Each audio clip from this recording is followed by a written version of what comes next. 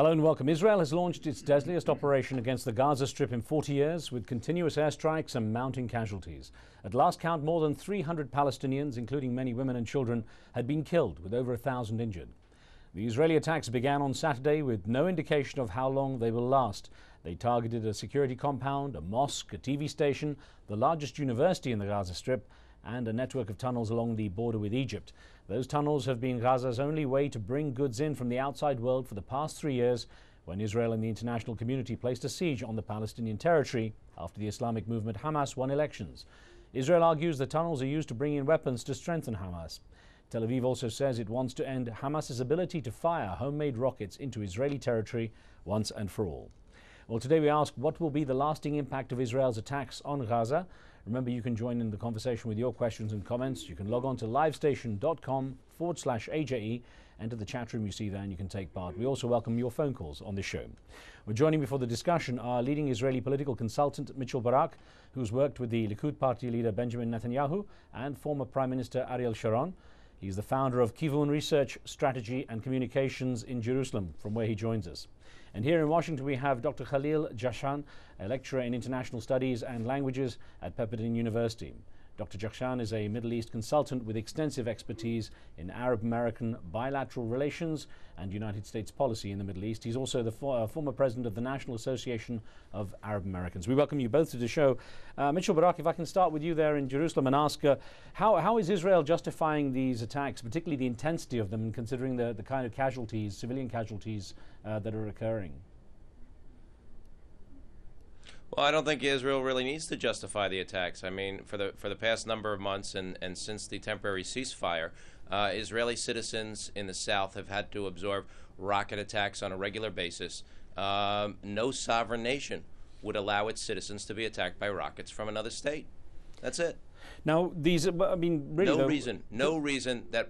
Mitchell, I was going to ask, considering what these attacks, what these attacks entail, what do you really hope, or what does Israel really hope they will actually achieve, especially if you consider that there has been some kind of blockade and some kind of control on the Gaza Strip for so long? What difference will this make? Israel only hopes to achieve one thing: to protect its citizens. It's that simple. No country can allow rockets to be fired on its citizens. Not for one day, not on a regular basis, not on a daily basis. It's not allowed. The U.S. wouldn't allow missiles to be fired into Texas from Mexico. They just wouldn't allow it. No other country would allow it. That's what Israel is doing. They're protecting their citizens. The response that Israel has taken has been after a year's worth of intelligence gathering to find out where the terrorists are located, where they store weapons, and to attack those very places. And all of this probably could have been avoided had the Hamas decided to continue with the ceasefire, but they didn't.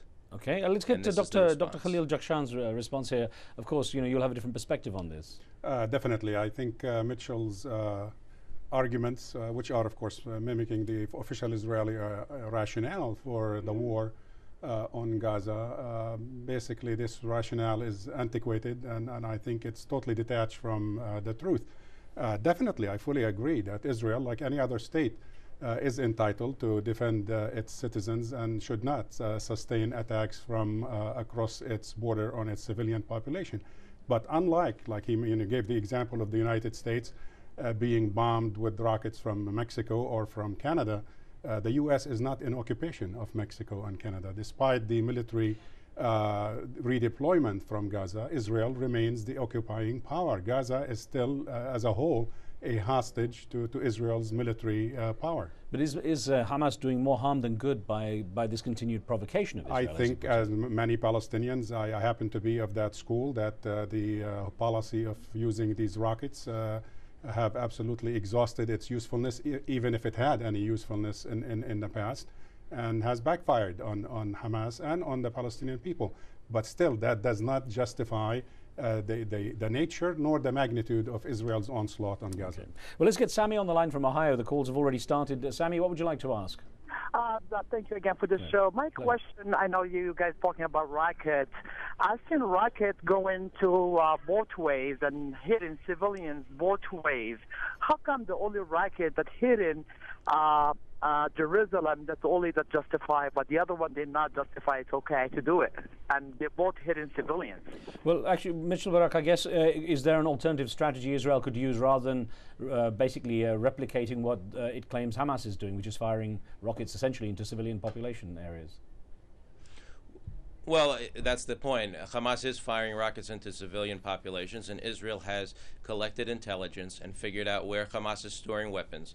They figured out where the Hamas leadership is, and that's where they hit. Unfortunately, the Hamas likes to sometimes live within civilian populations and use the human shields, civilians, because they know that Israel is apprehensive about attacking those places. But I'd like to ask both your other guests or your other callers, what do you think a justified response is? I mean, how do you think Israel can stop those missile attacks? What's legitimate? There is a very clear answer to your question, Mitchell. Basically, Israel needs to negotiate and should have focused totally on negotiating and renewing ceasefire with Hamas. Instead of the past 6 months, as you just admitted, it has spent all that time gathering targets and planning for an attack, which took more than 6 months, frankly, to put together. They should have spent all that time, all that effort, and all that energy trying to effect a ceasefire with the Palestinians. But Dr. Jakhshan, should Hamas change its position to facilitate Israel's negotiations?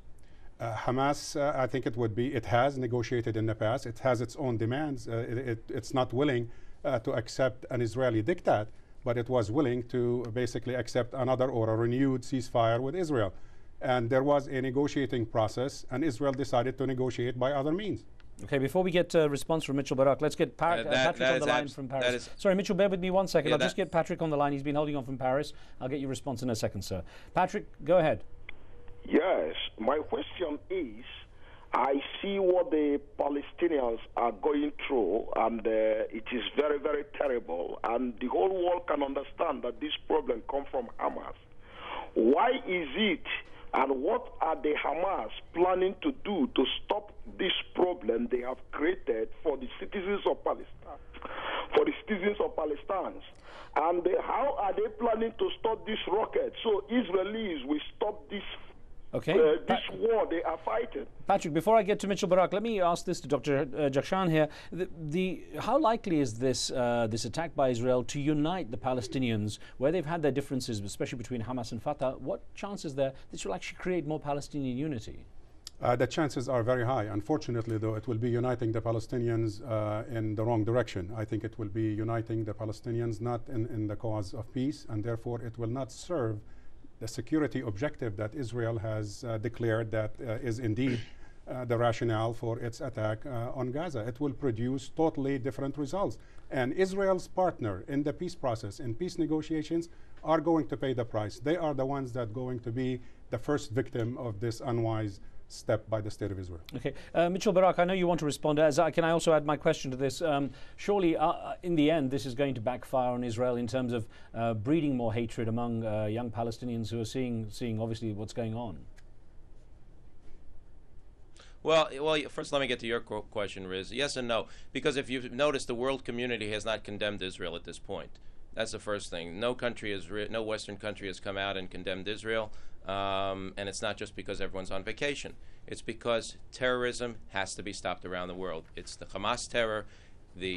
Iran is involved in prodding and in inflaming this revolt and insurrection, and it's just not appropriate, and it's just not acceptable. And let's just go back for a little bit, and I want to mention two things. First is that the Palestinian people elected a terrorist organization to represent them.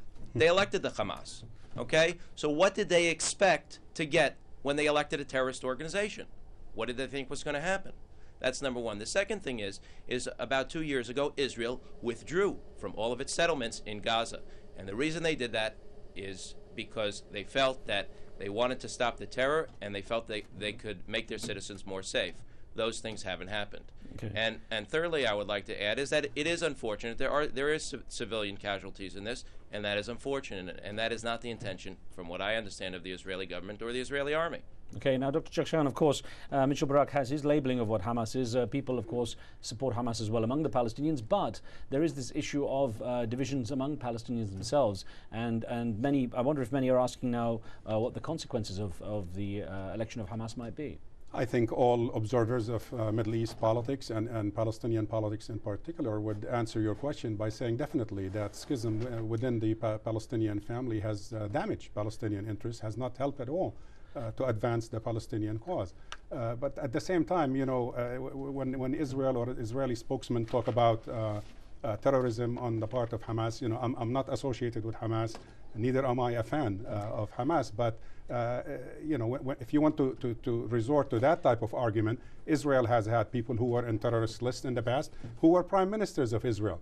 That does not delegitimize, if you will, the state of Israel. So if Israel wants to apply that standard to Hamas and say the Palestinians elected a quote-unquote terrorist organization, Israel, that claims to be the oasis of democracy in the Middle East, should be respecting the will of the Palestinian people rather than fight it. Now, Dr. Jakshan, on this issue of the countries, no one speaking out, or perhaps what Mitchell Baraka said, no one has condemned Israel on this. An email that came in from Karachi in Pakistan, from Qaisi in Karachi, who wrote in saying, how can the UN be silent over the massacre of hundreds in Palestine? When people were massacred in Mumbai, the UN was quick to react, and later 3 welfare organizations in Pakistan were banned without any evidence. There is the biased and discriminatory this is the biased and discriminatory policy of the UN. I mean, in terms of intervention, in terms of some kind of comment, are you surprised no one's spoken out? I think a lot of people have spoken out. The international community has spoken out. Maybe a lot of people in the international community has swallowed the Israeli argument in terms of it is Hamas that has instigated this by not accepting a dictated ceasefire with the Israelis. But none is, I mean, nobody is necessarily praising the nature or the magnitude of the Israeli attack on the Palestinians. The international community spoke clearly at the UN Security Council. It's a non-binding statement. It's somewhat, you know, weak. But nonetheless, it wasn't necessarily a clear endorsement of Israeli actions in Gaza. Now, we'll get a response from Jerusalem in just a moment, but let me get Waleed on the line from London, if you're there, Waleed, with a question before we go to break. Go ahead, Waleed. Okay, thank you very much. Firstly, what I want to say is if you don't want them to put these rockets on you, just give them tanks and airplanes, and I'm sure that they will stop firing homemade rockets. How you say why they are firing that? If they have one tank like you have, they will stop firing that rocket. They will come with that tank to you. Okay. No one giving them guns, and they have. Yeah. Secondly, just what I want to say: if Europe don't have to have Jews between them, why should Arabs accept them?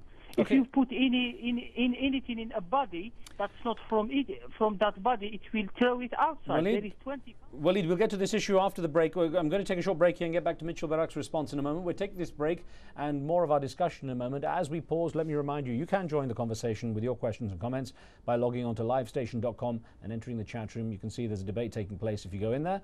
We'll be right back with more.